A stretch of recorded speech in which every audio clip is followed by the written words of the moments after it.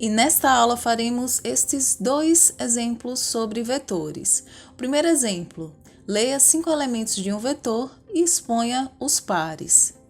Segundo exemplo, leia 5 elementos de um vetor e exponha o maior número informado. As entradas fornecidas devem ser maiores que 0. Vamos lá no VS Code. Aqui no primeiro exemplo, onde devemos achar os pares, que estão contidos no vetor, um HTML bem simples, onde nós teremos um botão que chamará, em caso de clique, a função gerar pares, a tag pré para a gente conseguir expor o resultado encontrado. Agora eu vou mostrar a vocês como o programa funciona. Ao clicar aqui em gerar, nós vamos informar os 5 números, 1, 2, 3, 4 e 5. E ele retorna com os números pares. Eu informei de 1 a 5, no caso, os números pares que estavam contidos no vetor, o 2 e o 4. Vou testar mais uma vez. 10, 5, 5, 5, 5. Nesse caso, só teve um número par, o 10. Vamos dar uma olhadinha no arquivo vetorpares.js para a gente ver como a função foi implementada. Aqui inicialmente foi declarado o vetor números, com aquela sintaxe que a gente viu na aula anterior, o nome do vetor igual, abre chave, fecha chave. E aqui eu quis demonstrar através de figura, como ficaria. Lembrando que o índice dos vetores começa do 0. Se ele tem 5 posições, vai começar com o índice 0, depois 1, 2, 3, 4. E vocês podem notar aqui que no for, o i vai começar do 0, e vai até i menor que 5, ou seja, 4. E acontece a incrementação normalmente. O prompt, para a gente conseguir capturar a entrada do usuário, através do comando push, a gente consegue adicionar o valor ao vetor. Então vamos à primeira entrada no laço, onde o i assume o valor de 0, o usuário informa o valor desejado e através do push a gente consegue adicionar ao vetor. Vamos fingir que o primeiro número foi o 2. Segunda entrada no laço, o i vai assumir o valor de 1. Mais uma vez o usuário informa um número e através do push a gente consegue adicionar o vetor. O i vai assumir o valor de 2, vamos supor que dessa vez o usuário informou o valor 3. O i assume o valor de 3, vamos supor que ele informa o valor de 8. E por fim, o i vai assumir o valor de 4 e vamos supor que o valor informado foi 1. Aqui mais uma vez um laço, onde inicialmente será o valor do índice 0, ou seja, essa posição aqui, e faremos o teste.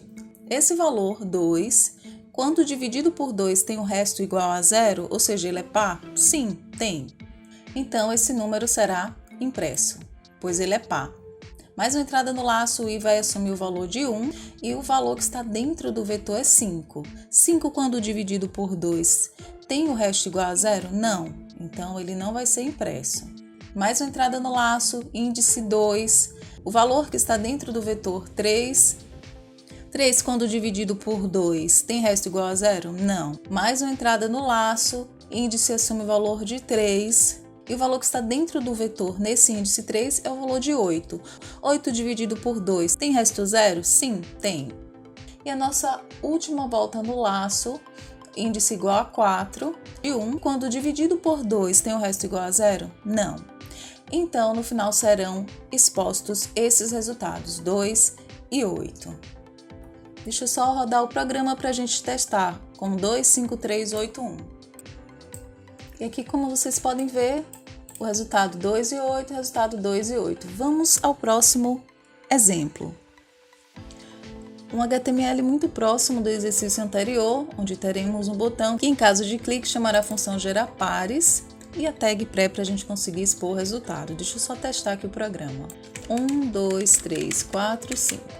O maior número é 5. Vamos dar uma olhadinha lá no arquivo maior.js para ver como essa função aqui gerar pares foi implementada. A declaração do vetor números, depois um laço que vai de 0 até 4, o prompt para a gente conseguir capturar o resultado e o comando push para a gente conseguir inserir esses valores no vetor. Aqui o índice que começa de 0 e vamos supor que os valores informados foram 2, 3, 4, 5 e 6. Já temos o nosso vetor montado. Aqui o getElementById só para conseguir, expor a mensagem. Temos outro laço e que dessa vez a gente vai fazer o teste para conseguir localizar o maior número. O maior inicialmente recebe o valor de 0. Vamos à nossa primeira entrada no laço, onde o índice será o 0. Se esse número em questão, que no caso é 2, for maior do que o que está lá dentro da variável maior, então o maior vai assumir esse valor. Nesse caso, essa condição é verdadeira, pois 2 é maior do que 0. Então essa variável aqui vai assumir o valor de 2. Mais uma vez no laço, dessa vez com o índice 1. Esse valor do vetor é maior do que está lá dentro da variável maior? Sim. Então, mais uma vez, trocaremos o valor. Índice 2. 4 é maior do que 3? Sim. Então, maior vai assumir o valor de 4. Índice 3. 5 é maior do que 4? Sim. Então, maior assume 5. Mais uma vez no laço, assumindo o índice 4. 6 é maior do que 5? Sim. Então, a variável maior vai assumir esse valor e sendo o nosso resultado final exposto pelo getElementById. Eu vou rodar o programa só para a gente testar. 2, 3, 4, 5, 6. O maior é 6, tudo certinho. E ficamos por aqui. Até a próxima aula, onde resolveremos exercícios sobre vetores. Um abração e fui!